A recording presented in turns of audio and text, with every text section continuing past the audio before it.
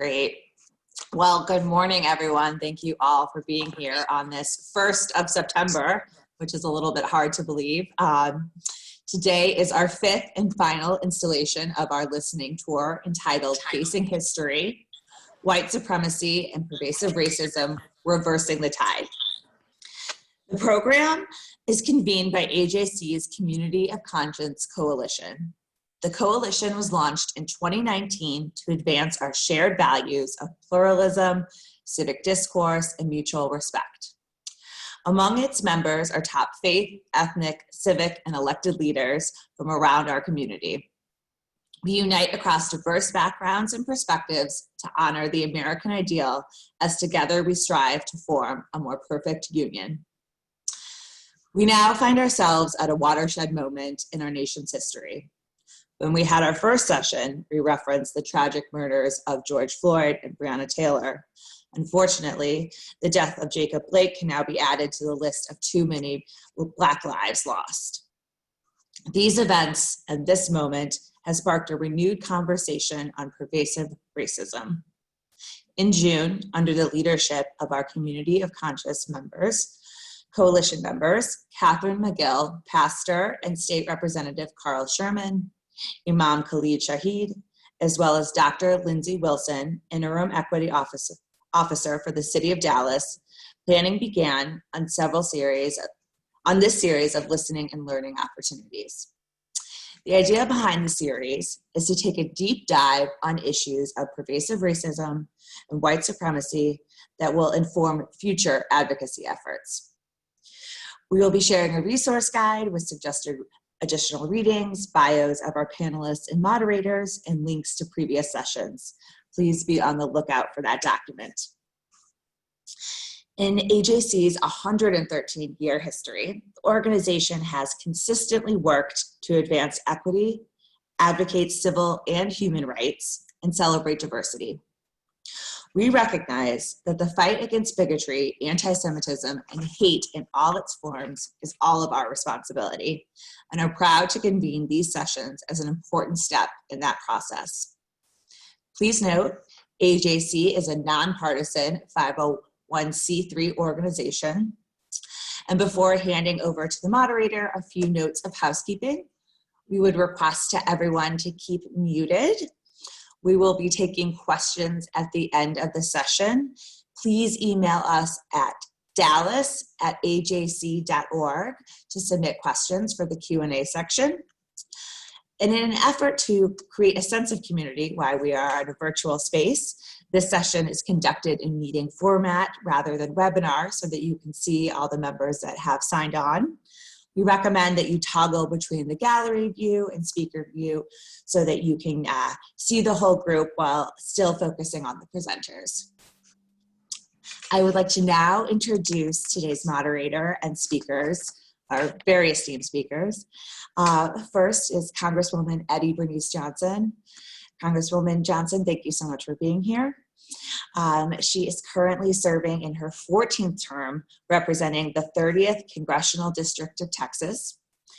Congresswoman Johnson began her career as the first female African-American chief psychiatric nurse at the VA hospital in Dallas. In 1972, she became the first nurse ever elected to the Texas State House and achieved that same distinction upon her election to the Texas Senate in 1986.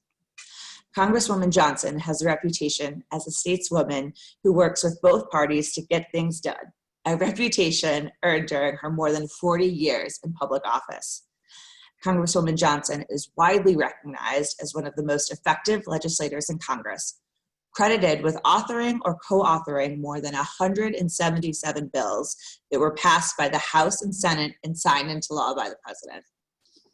Congresswoman Johnson is the first African-American and woman to chair the House Committee on Science, Space, and Technology and is the Dean of the Texas Congressional Delegations. Congresswoman Johnson is the highest ranking Texan on the House Transportation and Infrastructure Committee. She is the founder of the Diversity and Innovation Caucus, the founder and co-chair of the Congressional Homelessness Caucus, co-chair of the Congressional Lupus Caucus, and co-chair of the Congressional Caucus of Bosnia. Congresswoman Johnson has had the honor to serve as chair of the Congressional Black Caucus during the 107th Congress. Thank you for being here. Our second esteemed speaker is Congressman Marc Veasey, who represents Texas's Congressional District 33 in the U.S. House of Representatives. As a member of the Texas State House, Representative Veasey served in a number of leadership positions, including Democratic Whip and Chair of the Democratic Caucus. Representative Veasey is currently a member of the U.S. Helsinki Commission, Congressional Black Caucus, and the New Democrat Coalition. He also co-launched the Blue Collar Caucus to find solutions to problems facing many middle-class Americans. Representative Veasey founded the first Congressional Voting Rights Caucus to address the immediate needs to eliminate barriers and discrimination too many Americans face at the polls. In addition, Congressman Veasey serves on the Committee on Energy and Commerce and previously served on the Armed Service Committee and the Committee on Science, Space, and Technology. Both very honored to have both of you with us today. And finally, our moderator today will be my colleague, AJC Dallas Director Joel Schwitzer. Joel manages our Dallas AJC office and has a proven track record of building diverse coalitions. He has worked in the Jewish nonprofit and fundraising space for nearly 25 years. Joel serves on the Texas Advisory Committee of the U.S. Global Leadership Coalition, chaired the Leadership and Communications Subcommittee of the City of Dallas Task Force on Welcoming Communities and Immigrant Affairs, working to ensure Dallas met the standards to become a certified as a welcoming community. Thank you again all for being here. Just another quick reminder that if you have questions that you would like answered, please submit them to dallas@ajc.org. Again, truly honored to have you all with us here this morning, and I'd like to pass it over to Joel. Thank you again. Wonderful. Thank you, Amy. Thank you, Congresswoman Johnson, Congressman Veasey, and thank you to everyone in our audience for joining us today. I've really been looking forward particularly to this session because this is where we synthesize everything. We pull everything together that we've listened to and learned over the previous month. And of course, our first session was the one on Dallas history, which many of us, myself included, learned a lot about. Many in our audience were surprised to learn in our first session how pervasive the Klan was in Dallas 100 years ago, that there were lynchings in Dallas, what the history of redlining and the role of highway construction played in deepening our racial divide.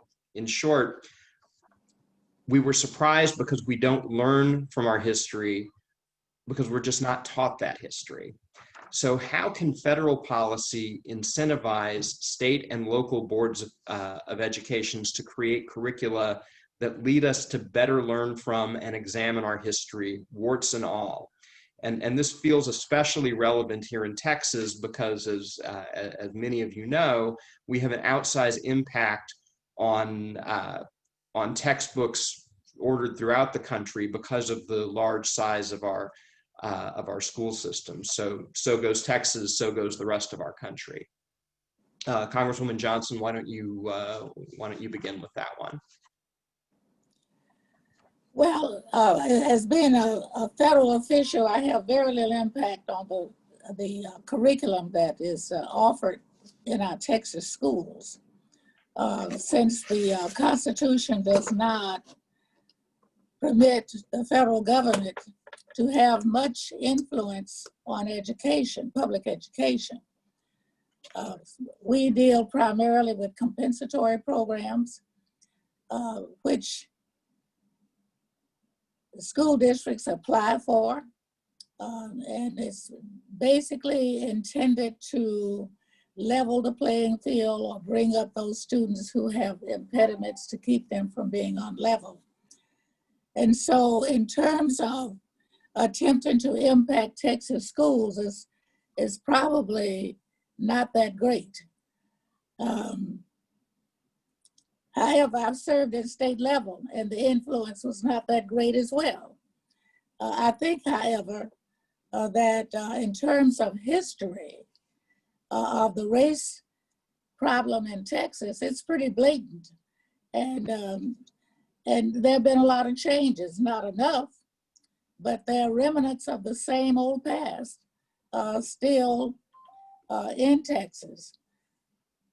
I think that much of the education is gotten through reading various documents that are in daily papers and that are available in daily reporting.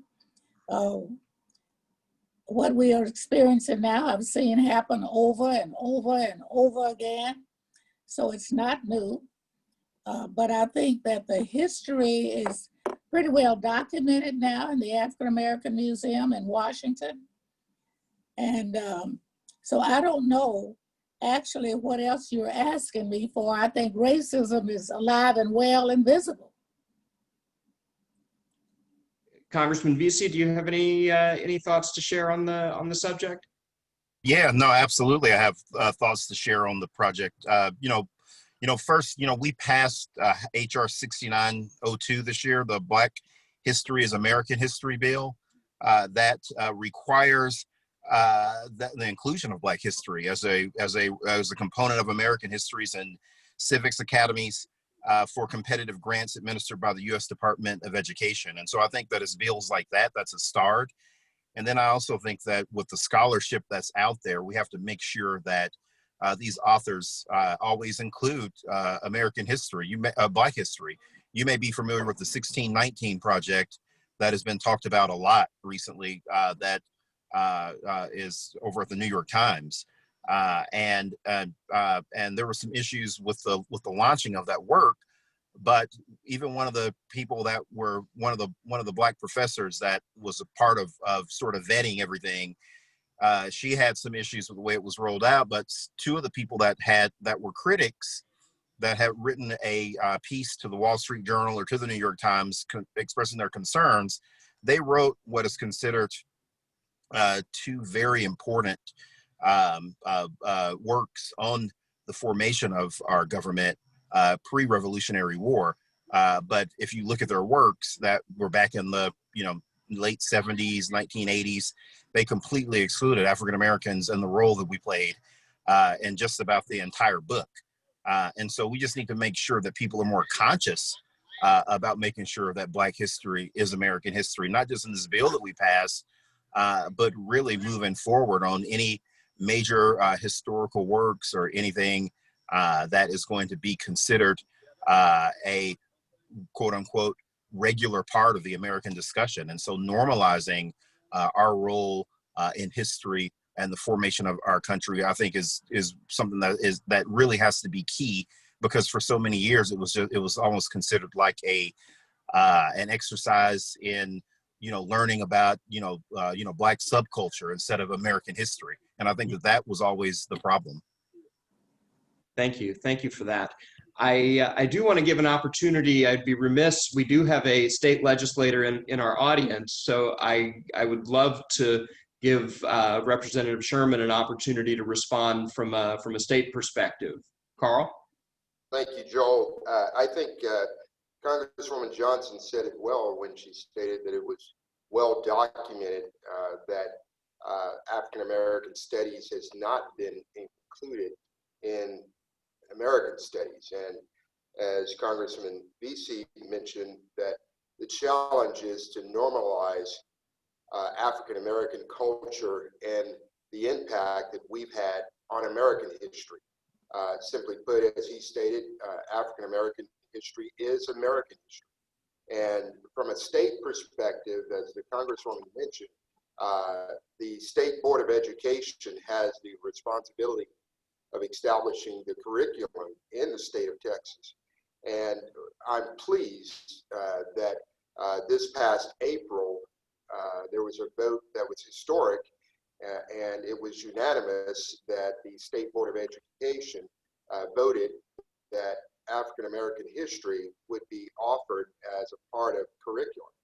However, it is still an elective, but it is still monumental that this new course about culture and the African American history is included and offered as a part of the studies for our K through 12 students. So that's actually, as far as timing, it's being offered this fall for the first time in the state of Texas. But we have so much more work to do. It should not be an elective. It should be inclusive of the studies of Texas history. Maybe that's something we can work together in the coming session on. I look forward to a conversation about that. So back to our panelists. In a conversation about policy and its impact on the Black community, we need to be able to have an honest conversation about the way Black people are perceived in America and how those perceptions are then reflected in policy. While on the surface, America has progressed from Black people being viewed as property to being classified as 3/5 of a person, which of course was for the benefit of slave owners looking to boost their representation in Congress, to being seen as fully human. But the reality is different. The reality is that our policies don't always reflect this. Are there processes that we can put into practice that would better ensure that policies uplift communities of color? And let's start with Congressman Veasey on that.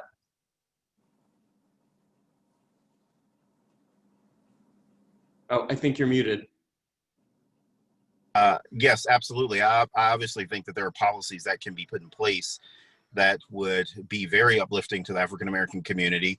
You know, I consider them small steps, but I know that out in society, and to be just blunt, out in white society, there would be huge steps because, you know, the comfortability that some people have with including us in all levels of society is just not there for some people. You know, when I first got involved in politics, you know, like Eddie and I have a new colleague, Colin Aldred, that represents a large part of the Jewish community.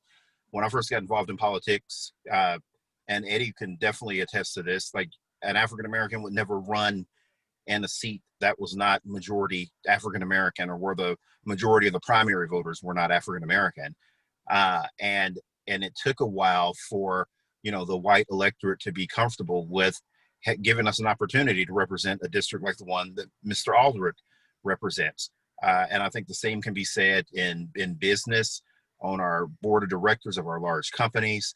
And so I think that we need to make a concerted effort now to really start making sure that we're included in all levels of government, all levels of business, to make sure that whether it's advertising, because that goes a long way in how we're perceived,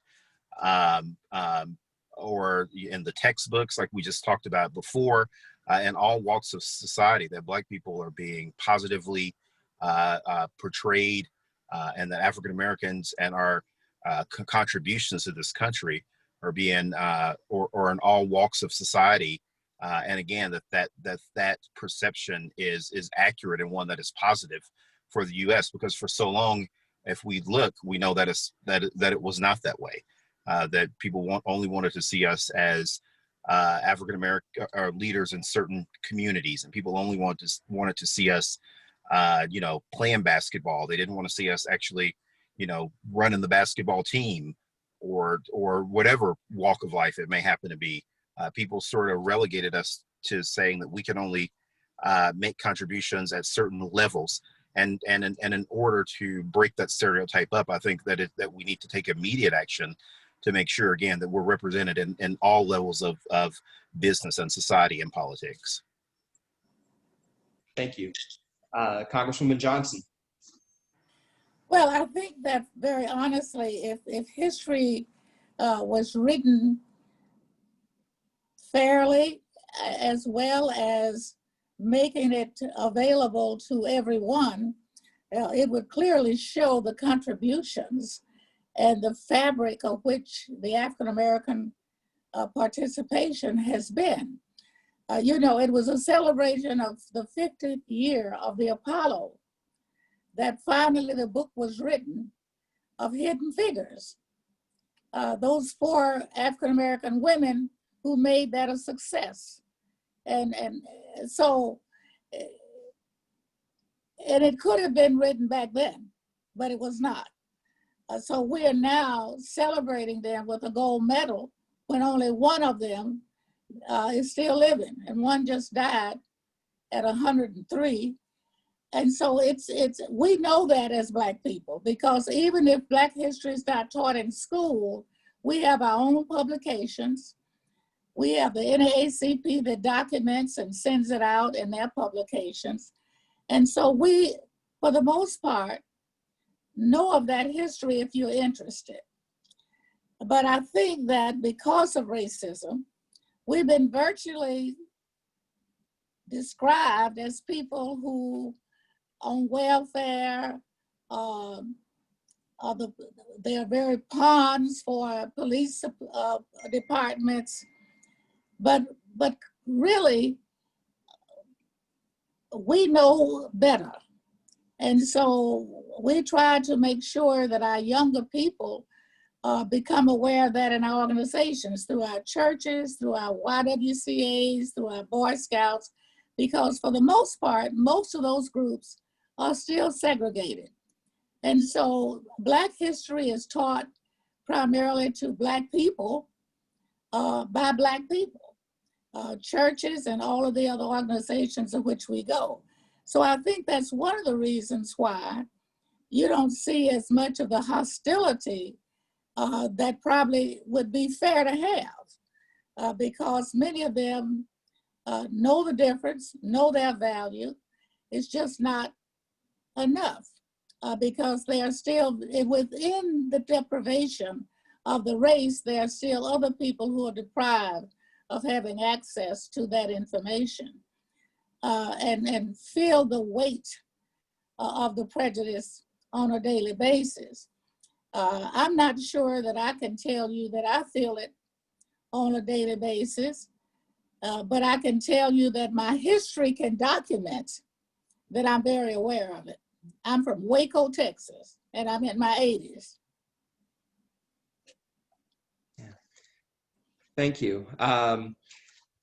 So a new trend, we saw Dallas County and a number of other local governments around the country, city and county governments, begin to declare racism as a public health crisis and looking at it through that lens. The American Academy of Family Physicians submitted a letter to HHS Secretary Azar saying it is time for the United States to officially recognize racism as a public health issue and declare a public health emergency to address the negative impacts racism is having on the physical and mental well-being of millions of people. In your opinion, should a national public health crisis be declared? And if so, does the sole authority for this lie with the executive branch, or can Congress legislate it? If it's solely an executive branch power, what role can Congress play in encouraging the president to make this move? And let's stay with Congresswoman Johnson for this. Well, I think this pandemic has proven that. That's one of the reasons why minorities are so vulnerable, is because we have suffered through environment, the lack of health care and the availability of it, the where we live, where we work, the air we breathe. We come up, when you're poor, you do the best you can under the circumstances. And so we're seeing the end result of pure racism that has existed not just with African Americans, but other minorities as well, if you're poor. Now, if you are not poor, you can see a vast difference. So I don't know that it's new to us that racism has affected our health status, our opportunities for decent jobs, decent places to stay. And we've known it all the time. So if this is an opportunity for others to become aware of it, then we must use the opportunity to educate, and not only educate, but to also attempt to correct. I don't know, with the police getting all the headlines now and the way they're treating people, this has been going on all the time, and all of us in this community have been aware of that. It's just that now you have so much interracial marriages and opportunities for people to gather. The young people are just not going to tolerate as much as older people. So I think that we're not dealing with anything new. I think what we're dealing with is awareness, and we're also dealing with the impatience of younger people that's just simply not going to put up with it. It's not just in this country. The reaction to what we're doing now, what we're facing now, is all over the world. And I have worked around the world in a peace initiative that I started over 20 years ago. And it's very obvious in the conferences that I've had outside this country that everybody in the world is aware of what it's like for minorities to be in America and what they've suffered even in their own native land in Africa. And so it is not new.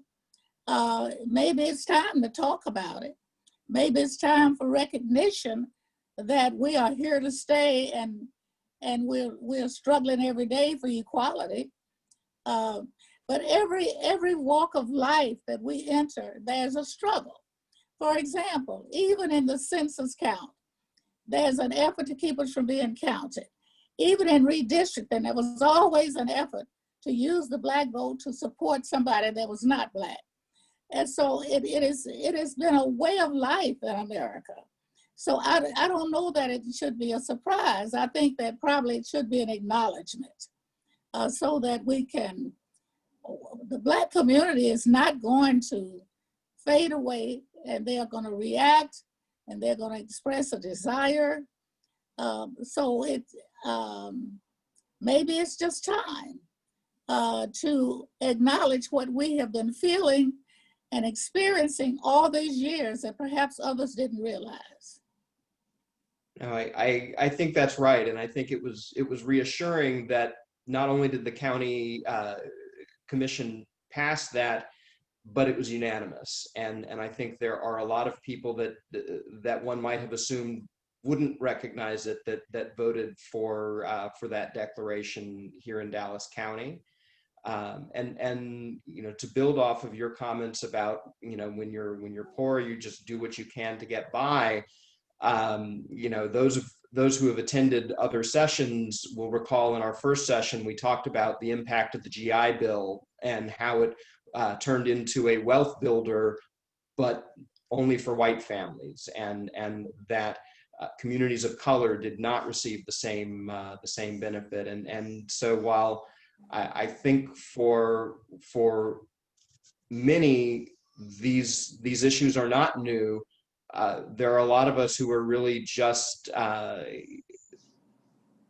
learning about the scope of the impact, and we appreciate your role in keeping this on our radar screen and engaging in these kinds of dialogues with us to make sure that it's understood. Congressman Veasey, let me give you an opportunity to comment on the public health crisis aspect of racism. Yeah, a lot obviously today has centered on police misconduct, unjustified police shootings and killings, and that's a big part of why we're having this discussion, and specifically why we're tackling this question today. And just to give people an idea of just how bad this situation has been for a long time, everybody has probably heard the story of Frank Serpico, who was a New York police detective that uncovered and exposed just massive corruption in the New York in the NYPD, and even to this day he's hated by the NYPD. He still hasn't received the medal of the highest recognition of bravery because he was because of the fact that he uncovered all of this racism and corruption that was happening in the New York Police Department. And so he's still being prevented from getting this award today. One of the things that he talked about when he started off being a police officer was the fact that it was not uncommon for just about every New York City police officer back when he first joined the force, that they would take what was known as a drop weapon with them. They would take a knife or a gun that they could plant on a suspect after they shot or killed them to justify their use of force. And that was normal within the New York City Police Department, but that's how systemic it was. And we saw in South Carolina with Walter Scott just a few years ago, where the policeman tried to pick the taser up and throw it next to his body. Luckily, there was someone with a cell phone that captured that image. But the fact that police departments around the country, and not just in New York, we're kidding ourselves if we say it was just confined to one area of the country, felt comfortable enough doing this, shows that we do have a systemic problem, that it does need to be treated as the same way how we would, treat a pandemic and declare a national health crisis.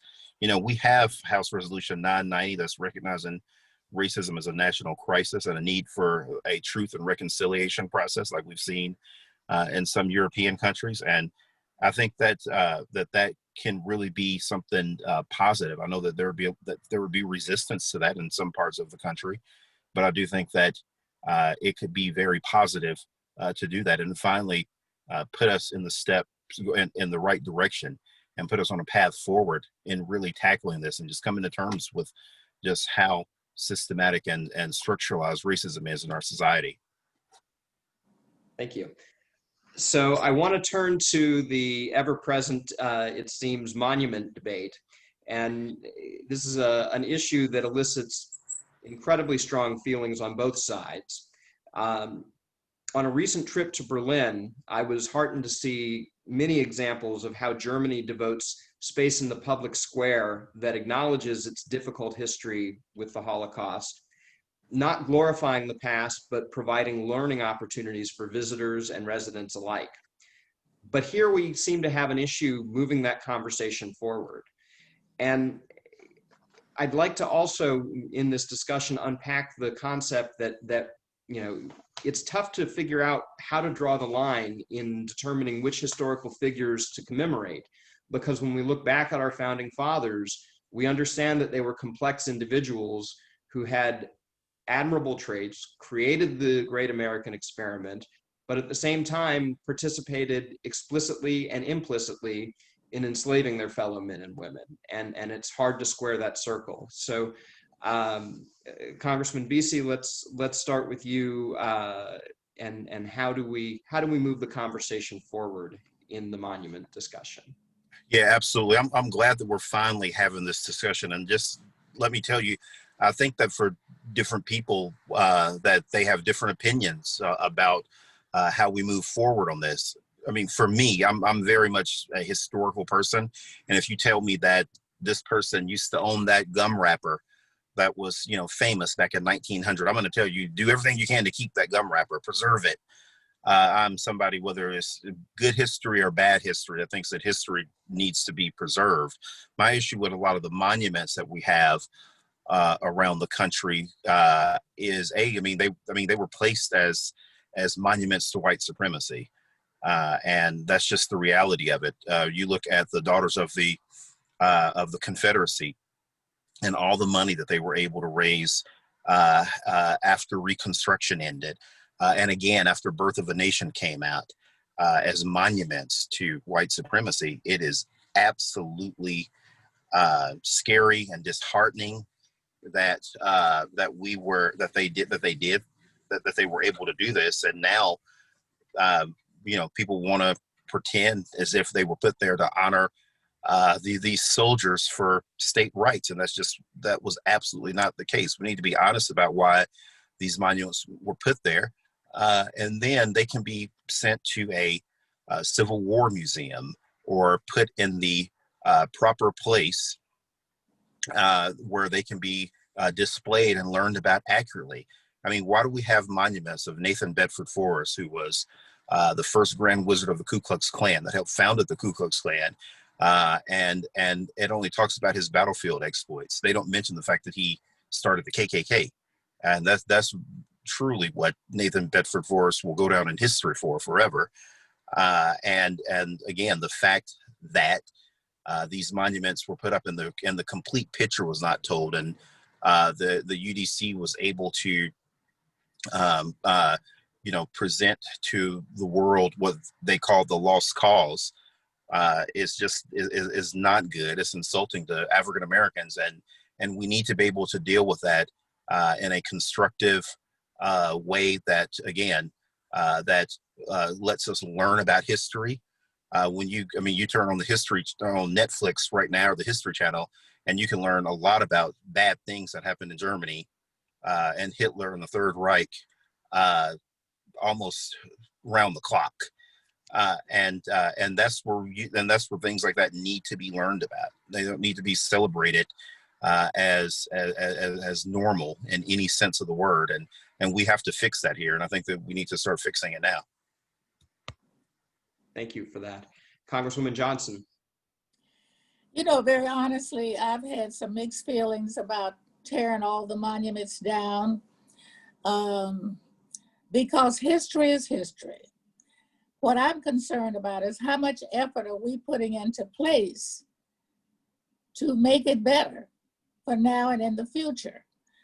I think it's important for all young people to know real history and perhaps even why these people were monumentalized in the first place.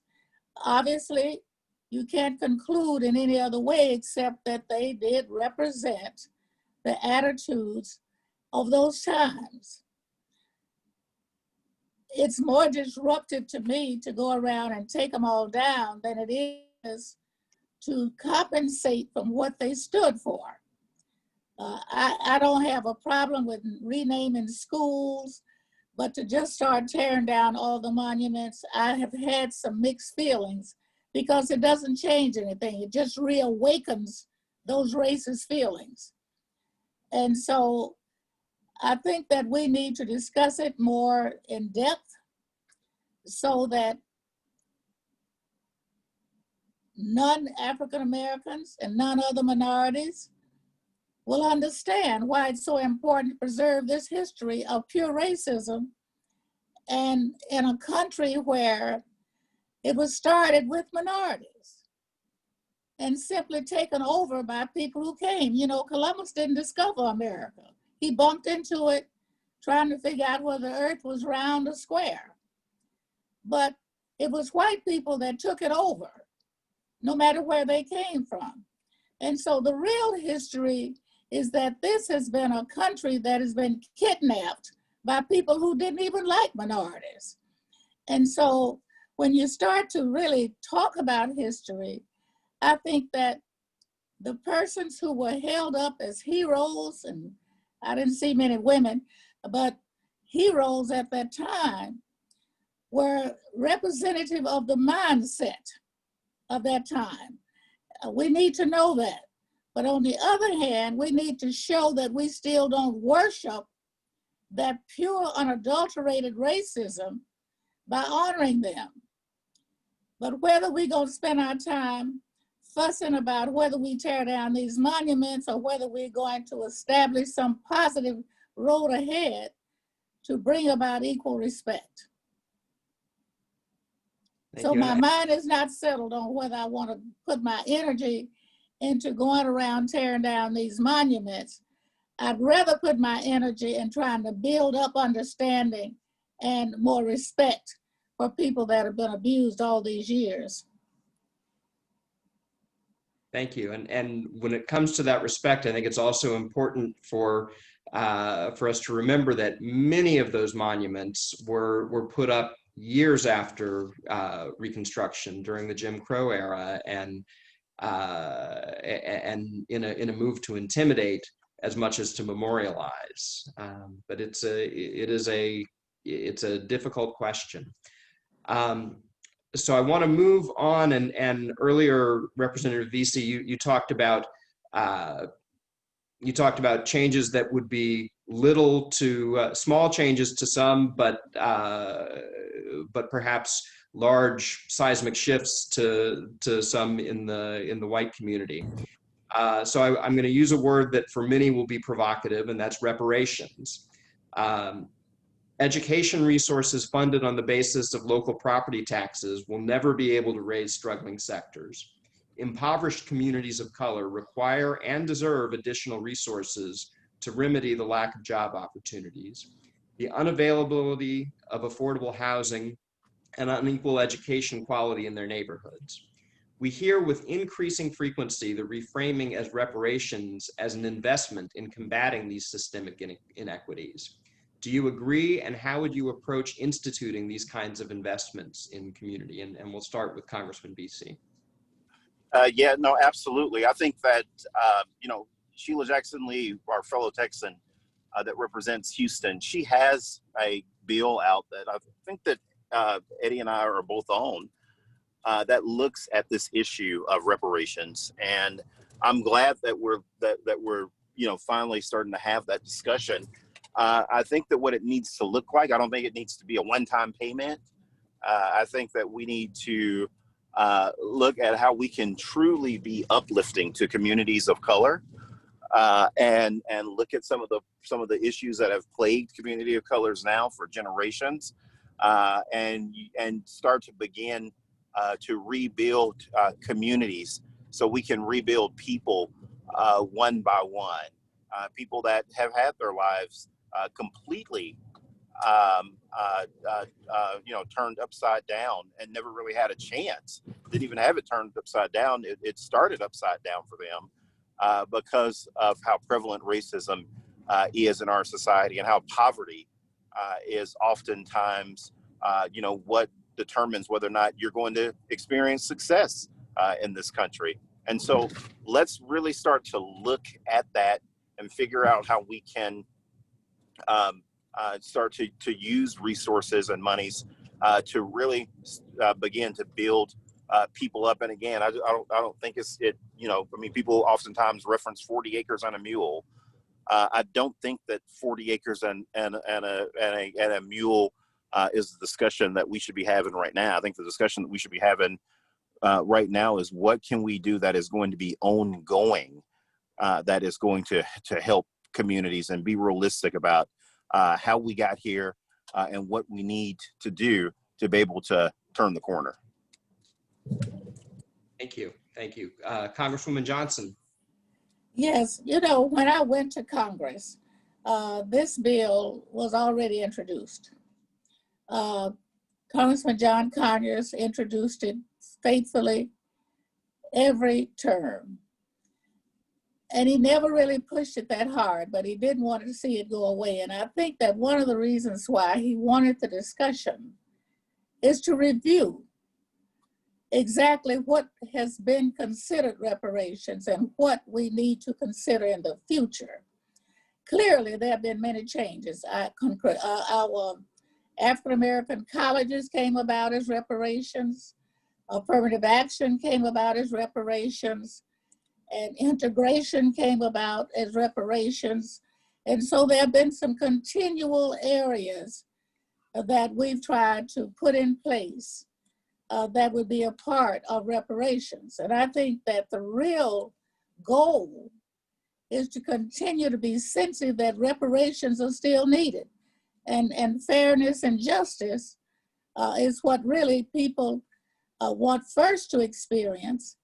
And then the educational aspect of the Congress of the federal government has been the compensatory areas.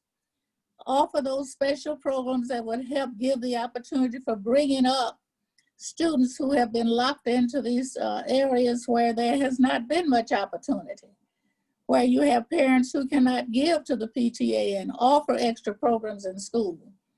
And so reparations have been done in a number of ways. The impact of those reparations have been felt. A good example, when I graduated from high school, I couldn't go to Baylor, and that was right there in my neighborhood. I didn't find, my father looked for an institution of higher learning in Texas that I could go to school and learn to be a nurse that would make sure that I had the best education, that the nursing program would be respected nationwide rather than having to take tests every time you left the state. I had to leave the state to do that, and went up to St. Mary's at University of Notre Dame in the early 50s. But 10 years later, my sister graduated from Baylor College of Nursing. And so things have changed. And I'm not going to deny that. I want to make sure that that is recognized. And it didn't turn over the nation, didn't tear down any statues, but it made opportunity. And I think that, to me, reparations really rest in the hands of opportunities to compensate, to make those opportunities available that have never been available before. We are doing it. It might be more slowly than we expected. It might still be only limited to a certain group that have the knowledge and the way to take advantage of opportunities. I remember living right here in Dallas when it was said that SMU wanted to help bring Bishop College from East Texas here so the students would be not proliferating SMU.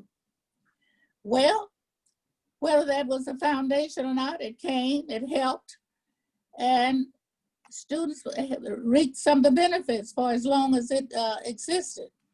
And so I think that we have been able to see reparations in many different forms. And I think those are the type of forms we will continue to see. But we must continually educate, must continue to be sensitive enough to find ways. It's not going to be a big wave of major change. I know that just from living as long as I've lived. I've marched, I protested. I remember when Pettis Norman was a Dallas Cowboy and led a march downtown against racism, and he was traded the next day. And so we all have recognized that to speak up and speak out means you also have to be ready for the punishment. So it's interesting you bring the football example into it. I was pleasantly surprised this morning to see Nick Saban, head coach at the University of Alabama, leading a Black Lives Matter protest in Tuscaloosa. So things can change. I want to probe a little bit more on the on the concept of gradual change, which I agree. I think it's important to understand that the issues didn't arise at the snap of a finger, and they're not going to go away at the snap of a finger. But there's a growing impatience, I think, in the community. People want real change. They want meaningful change. How do you strike that balance? We'll have to do that together. There's no way that one race can do it alone. Through education, through dialogue, through planning, it can be accomplished. I was here when I could not try on clothes downtown stores. All of them were owned by Jewish people, but it was Stanley Marcus, the first big store that opened to allow us to come in and try on shoes and clothing. Now, some of you are too young to remember that, but that was in the late 50s and early 60s. Now nobody thinks about it, but it took some movement for that to happen. It's going to take movement and working together to make every step fall into place.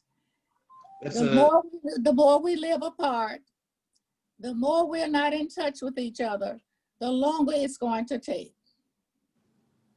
That's a phenomenal lead into my next question. Before I ask it, I want to remind people we will have a little bit of time for Q&A from the audience. And if you haven't already, you can send those questions to dallas@ajc.org.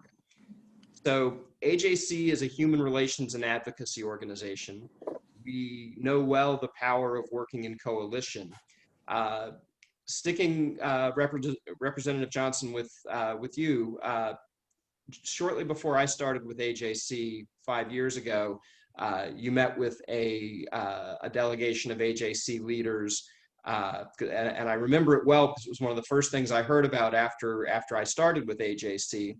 And you noted a distancing of the once close Black and Jewish communities. And I think both locally and nationally, we've been working hard to recommit ourselves to investing in these relationships. We have a national director of Black-Jewish relations. We've held conferences that bring together Black and Jewish college students for advocacy training. We've worked with congressional leaders like yourselves to launch the Caucus for Black-Jewish Relations, and have just announced that in partnership with the National Urban League, next week will be Black-Jewish Unity Week. And we'll have a number of national programs. We're working with the Urban League on language for a congressional resolution, which I hope both of you will sign on to. And I think, obviously everyone on this at this program would agree that these efforts are all admirable, but I feel like they're just a start. What are some avenues that you would like to see explored to further broaden, deepen, and strengthen the bonds between the Black and Jewish communities, both locally and nationally? Well, like anything else, people learn to appreciate and respect each other the more they are around each other. Right now, we both live in deserts pretty much, by majority. There are Jewish communities and there are Black communities. And that, as long as that exists, there'll be a few barriers. It just comes naturally. You tend to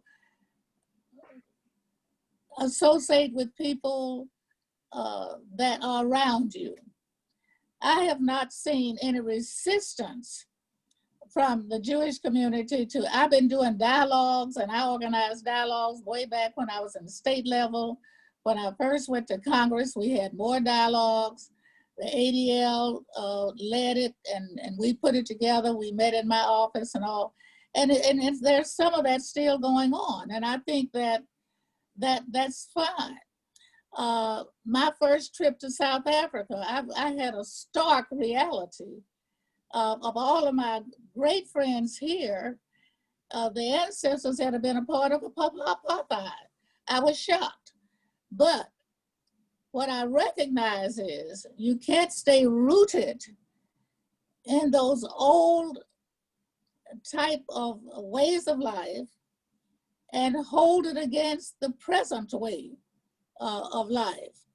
But the more communication, the more association, the more genuine association, and not one doing handouts and hand-downs, which creates opportunities, but also creates feelings. And so it's not anything that is necessarily seen as anything but pleasing oneself. The genuine relationships is what we're going to have to come to, and come to it where we are now, notwithstanding what might have been the past, and not continuing to apologize for it, but to show that we are genuinely interested in bringing ourselves together. Thank you. And one thing that I really respect that I know you do every year to bring people together is your Youth Diversity Summit, which one of my daughters participated in, I think 3 years ago, and still talks about and really inspired her. So thank you for the work you do in bringing young people into the conversation. Well, thank you. Congressman Veasey, what are your thoughts on both locally and nationally how we can do more together?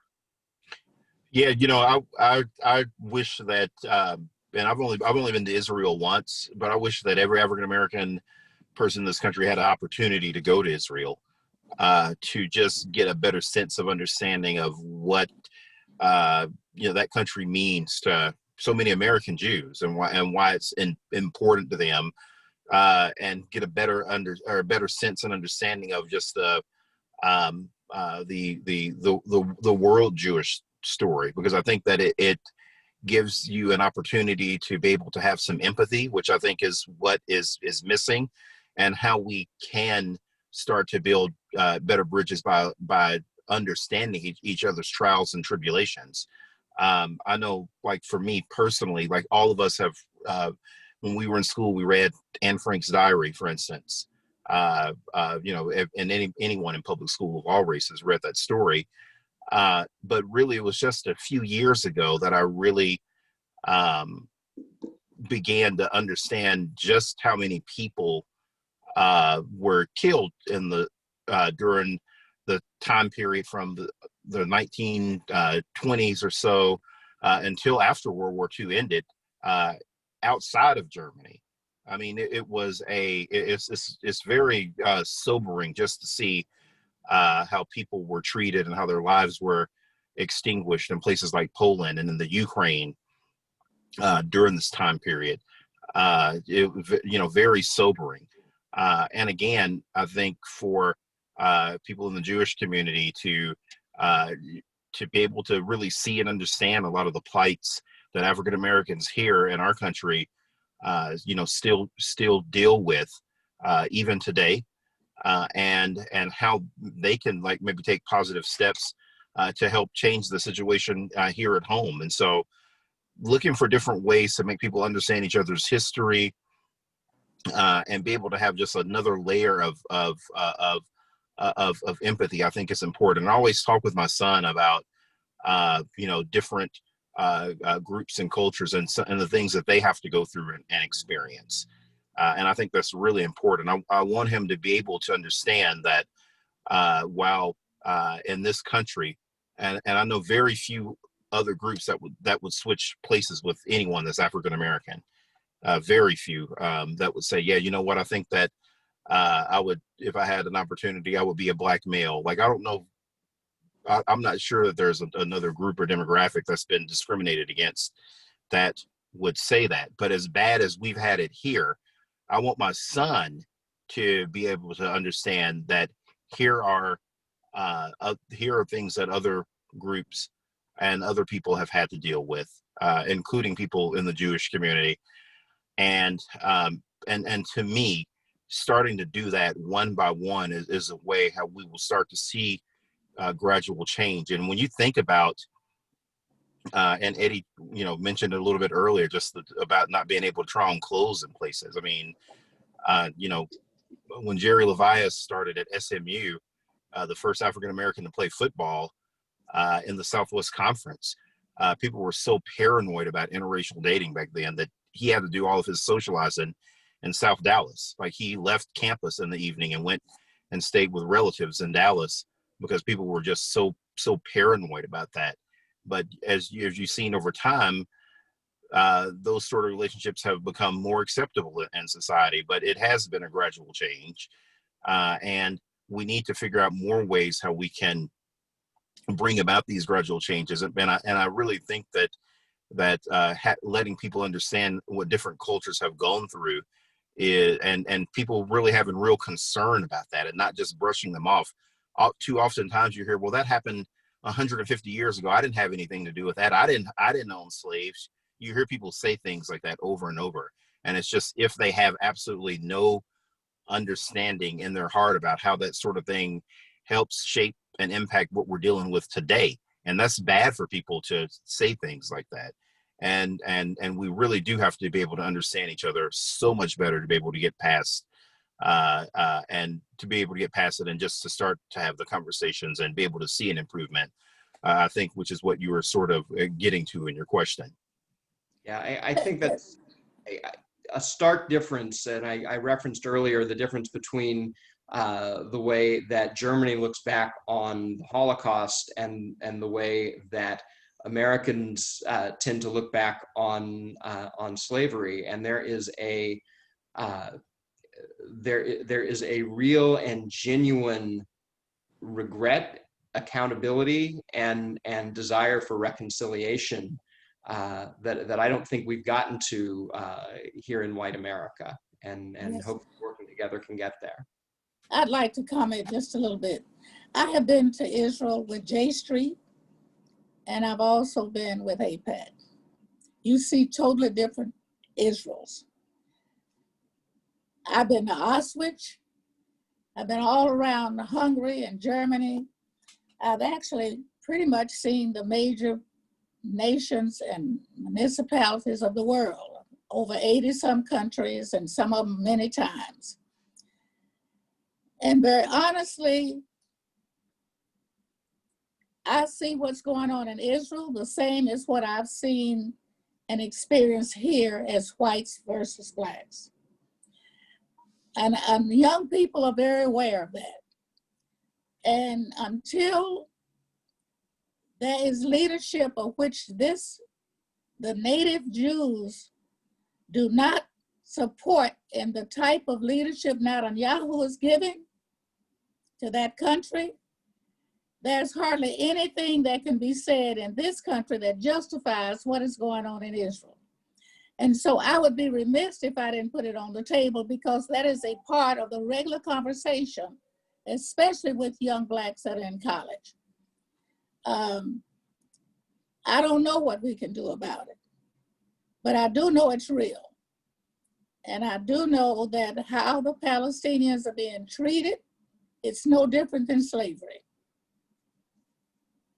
Well, I think we're we're here to focus on domestic issues, and I appreciate your perspectives. And I know we always have a lot of common ground we can work on, and we're always available to have open and honest discussions with one another on areas where we may not see eye to eye, and we always appreciate that from you. So thank you. I'm going to turn it over to Amy, who I think has a final question or two. Great. Well, again, thank you both so much for being here and for your analysis on this important topic of how policy is affecting our ability to change some structural racism. Quickly, I just wanted to correct myself. I misspoke earlier. I apologize. Jacob Blake, fortunately, is still with us, is paralyzed, but I referenced him as deceased, and that is not the case, so I apologize for that misstep. But one of the questions that we received was really just a way to look forward. You know, are you optimistic about the state of race relations, specifically the Jewish and Black relationship, and really how do you think history will look onto this era? You know, 2020 is quite an unusual year, but wanted to get your thoughts on your perspective looking forward and how in the future we might look back at this time period. Who do you want to go first? How about you, since you spoke up, please? Yeah. And real quick, I would be remiss if I didn't bring this up on one of the previous questions about the monuments. I'll be very brief. Something more complicated for people to think about. No one, unlike a lot of the famous Confederate generals that people have studied and you see their names everywhere, Edmund Pettus was not someone that was famous. The name Edmund Pettus was made famous because of John Lewis and Marchers on Bloody Sunday. And there are people in Selma, Alabama, that in the African-American community that would like for the bridge to say the same, to stay Edmund Pettus. There are people in the Black community there that would like to see it renamed the John Lewis Bridge. But there are some people that say, well, it has secondary meaning. And so, how local communities go about deciding how they're going to handle these situations with names of schools and bridges and monuments, I think is something that is interesting. And I think that the Edmund Pettus situation in Selma is really sort of unique in that sense. As far as, and your question was about Jewish relations and optimistic, particularly as it relates to Black and Jewish relations. I'm always an optimist. I always try to be an optimist and instill optimism in my child. When you think about in the African-American community, how church and prayer has played such an integral role in the African-American community, since 1619 in this in the United States, and what that means to us, and for me, one of the reasons why I do pray every day is to be able to maintain that level of optimism that things will get better. And I do think that things, again, between the African American community and the Jewish community, I think that there are great strides to be made as long as we keep understanding each other. I was talking with one of my Jewish colleagues that's now in the Senate, and she was telling me about how sometimes she's treated differently.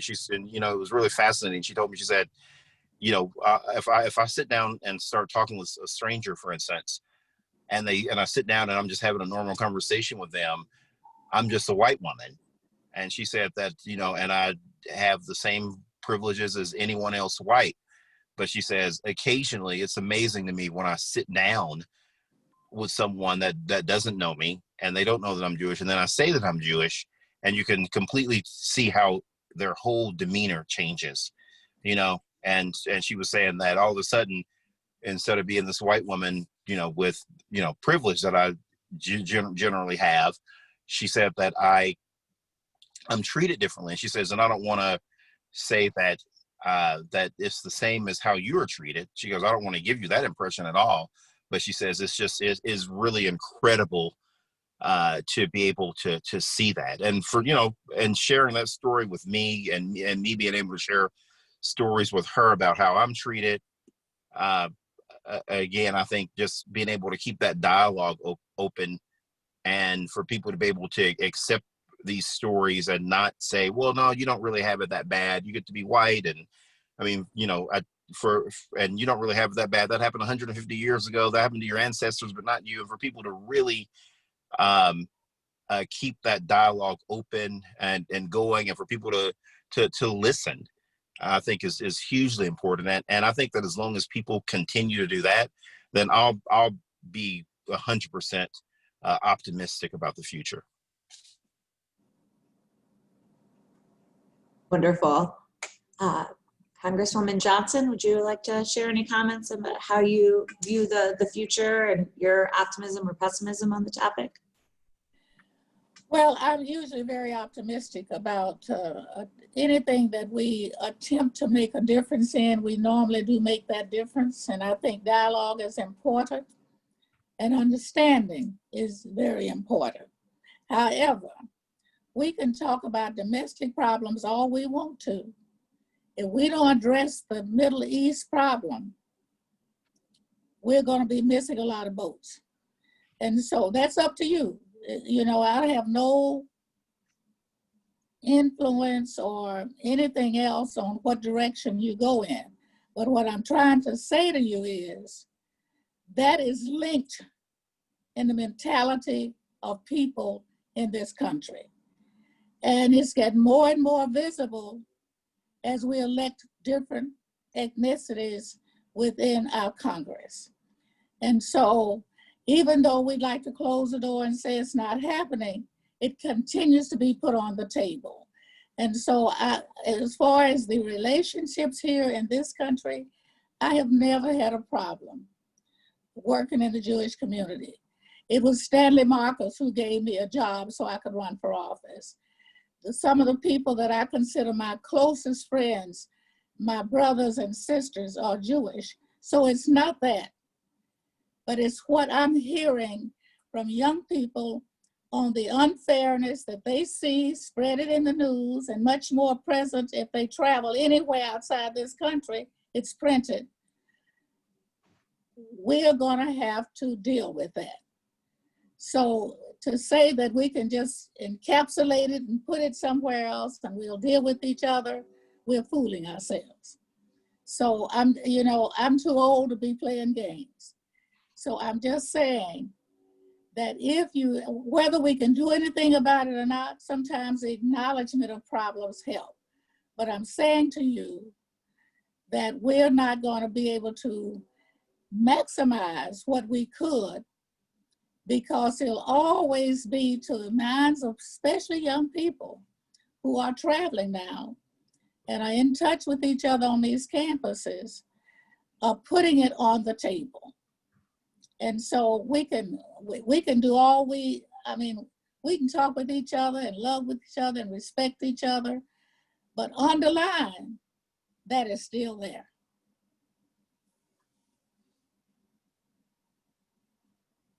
Great, thank you so much both for your candor. As mentioned at the beginning of this session, today is the final installation of this listening tour, the fifth and final one. And we understand that it's an important step in mutual understanding and these complex, longstanding issues, and that talking doesn't replace action. These conversations are meant to be a precursor to action and advocacy, and that our Community of Conscious Coalition will be convening a next steps session this Thursday at 1 p.m. via Zoom, of course. If you are interested in participating, please email us at dallas@ajc.org and we can share that information with you.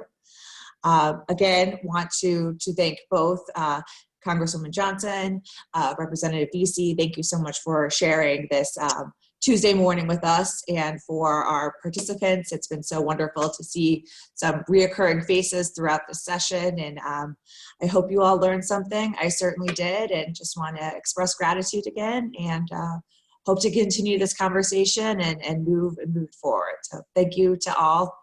Have a great day. Thank you. Enjoyed it. Thank you so much. Really appreciate it.